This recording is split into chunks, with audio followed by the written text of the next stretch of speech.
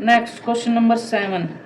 A manufacturer produces 3 products X, Y, Z which he sells in 2 market. एक manufacturer है जो 3 product produce करता है X, Y, Z और इनको 2 मार्केट में बेचता है. Annual sales are indicated below. उसकी एनुअल सेल्स बता रखी है. मार्केट 1 में प्रोडक्ट की बता रखी है और मार्केट 2 में बता रखी है.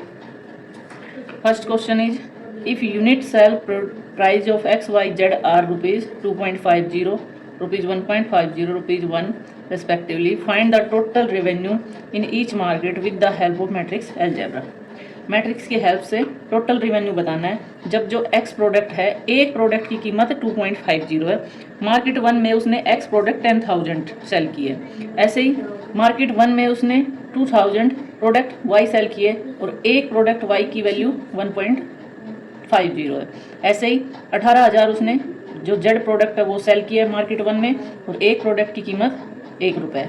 ऐसे ही मार्केट 2 में उसने एक्स के लिए 6,000, वाई के लिए 20,000 और जेड के लिए 8,000 प्रोडक्ट सेल किए. पहले हम मैट्रिक्स बनाते हैं. फर्स्टली हम मैट्रिक्स बना लेते हैं इन प्रोडक्ट्स की. तो एक रो 2 क्रॉस 3 की मैट्रिक्स बना लेते हैं.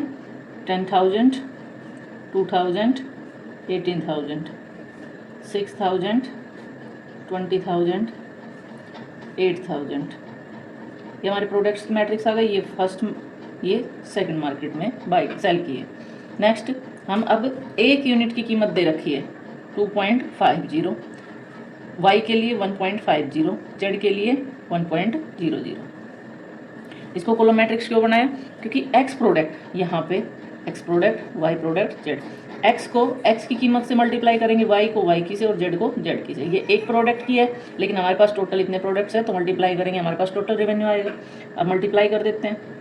First row first column 10,000 into 2.50 plus 2,000 into 1.50 plus 18,000 into 1.00. Next second row first column 6,000 into 2.50, 20,000 into 1.50 plus 8,000 into 1.00. इसको सोल्व कर लेते हैं. ये हमारे पास आएगा 25,000 प्लस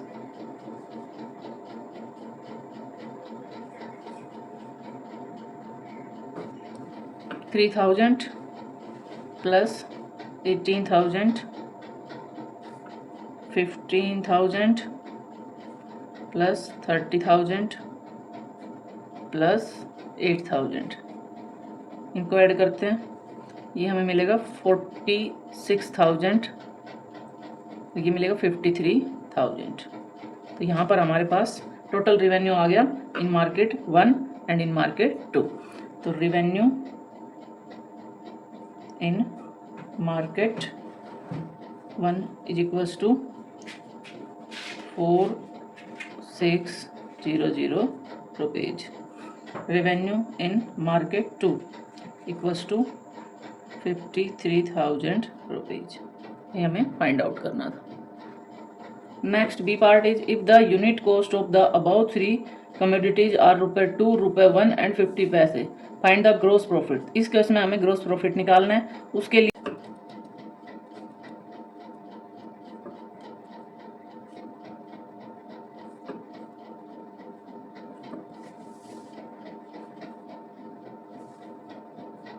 अब की बार हमारे पास जो यूनिट कॉस्ट है, मतलब एक प्रोडक्ट की कॉस्ट है फर्स्टली 2 रुपये, फिर 1 रुपये, फिर ये 50 पैसे है. तो 50 पैसे को हम रुपए में कन्वर्ट कर लेंगे. 0.50 रुपीज आ गए. यहाँ 0.50. अब इसकी मल्टीप्लाई कर लेते हैं. First row first column 10,000 into 2 plus 2,000 into 1 plus 18,000 into 0.50. Second row first column 6,000 into 2, 20,000 into 1, 8,000 into 0.5. हमें ग्रोस प्रॉफिट फाइंड आउट करना है. इसके लिए हमें रेवेन्यू ध्यान रखना पड़ेगा. इसको सोल्व कर लेते हैं.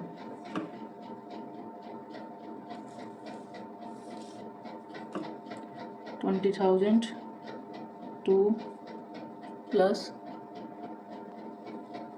9,000, 12,000, 20,000 प्लस 4,000, दिस गिव्स 31,000, 36,000। हमें अब ग्रोस प्रॉफिट फाइंड आउट करना है।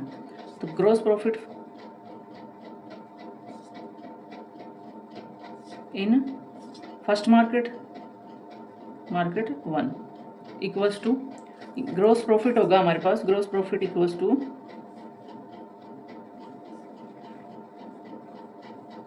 Total revenue minus total cost. Total revenue हमारे पास फर्स्ट मार्केट में था 46,000 माइनस टोटल कॉस्ट अभी हमने निकाली 31,000। इन दोनों को सब्ट्रैक्ट कर देंगे, हमारे पास 15,000 रुपीज़ हमारे पास ग्रोस प्रॉफिट इन मार्केट 1 आया। Next gross profit in market 2, इसके लिए total revenue in second market 53,000 minus total cost in second market 36,000। इन दोनों को सब्ट्रैक्ट करेंगे तो हमारे पास 17,000 रुपीज़ आए। यही हमें फाइंड आउट करना था।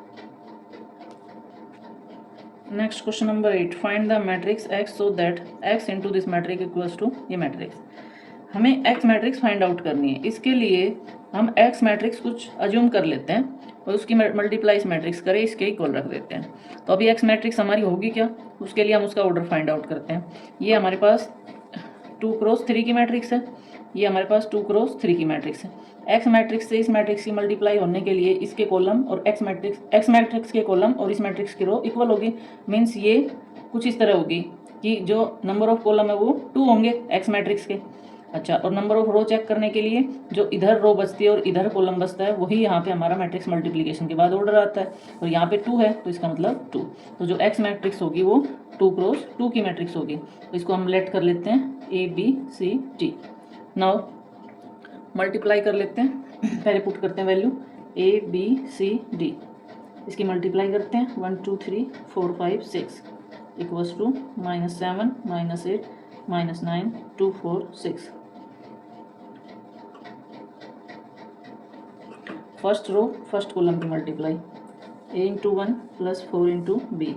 First row second column A into 2 B into 5। First row third column A into 3 B into 6। Second row first column C into 1 D into 4। Second row second column C into 2 D into 5। Second row third column C into 3 D into 6 equals to -7 -8 -9 2 4 6। इनको solve कर लेते हैं। A plus 4B 2A plus 5B 3A plus 6B C plus 4D 2C plus 5D 3C plus 6D equals to -7 -8 -9 2 4 6। दो matrix equal है, corresponding elements equal होंगे। This implies A plus 4B equals to -7, 2A plus 5B equal to -8, 3A plus 6B equals to -9, C plus 4D equals to 2, 2C plus 5D equals to 4, 3C plus 6D equal to 6। ये 6 हमारे पास equation आ गई। इन equation को solve करके ABCD की value find out करनी है। इसके लिए हम पहले इन दोनों इक्वेशंस को लेते हैं। फर्स्ट इक्वेशन, इसको first second third fourth fifth sixth. First equation को 2 से मल्टीप्लाई कर देते हैं, 2A 8B -14। और सेकंड इक्वेशन को सब्ट्रैक्ट कर देते हैं इसमें से।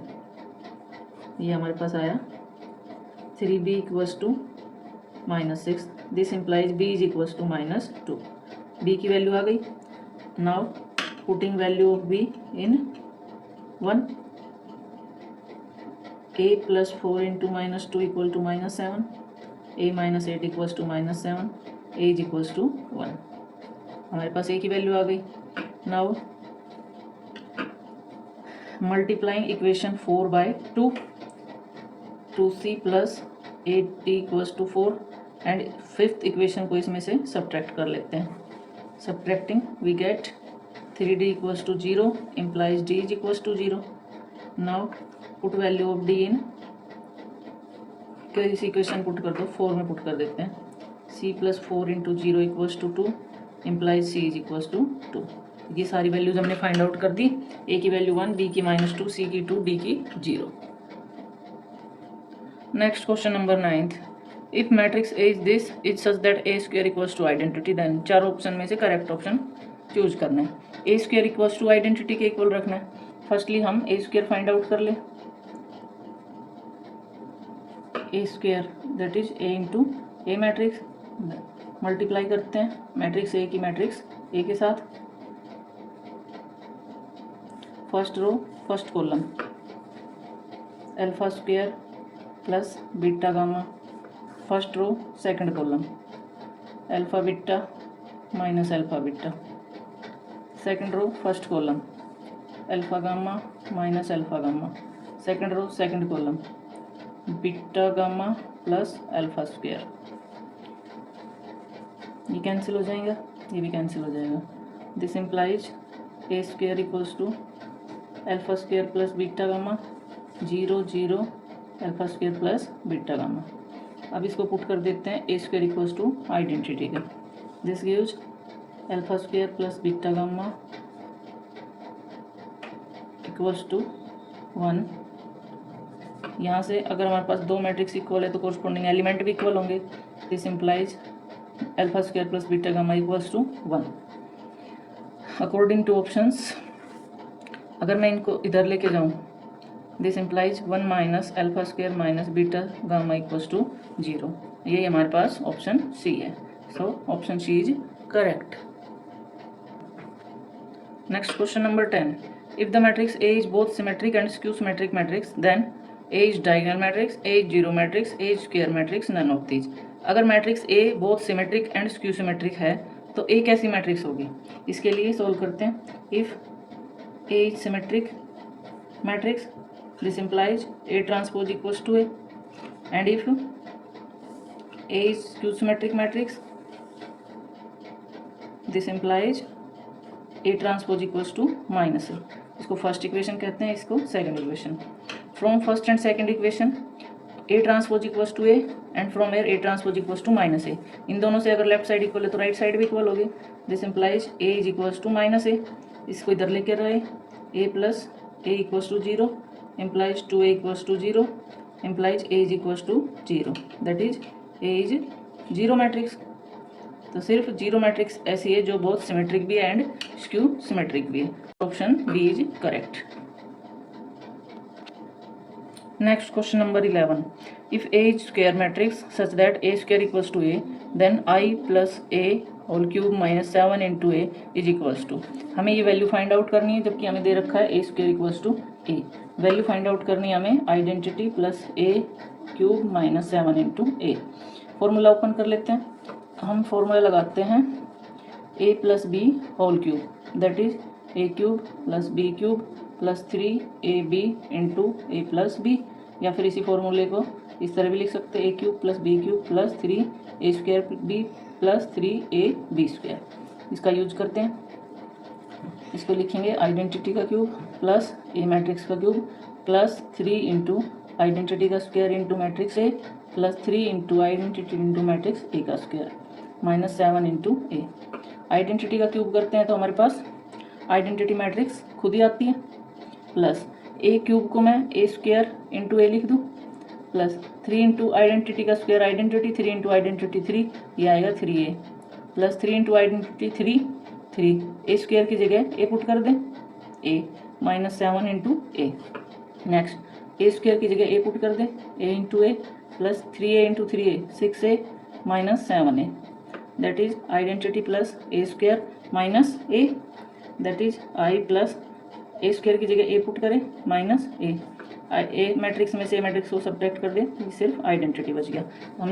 हमने निकाल दिया आइडेंटिटी प्लस A का whole cube minus 7A equals to identity matrix. So option C is correct.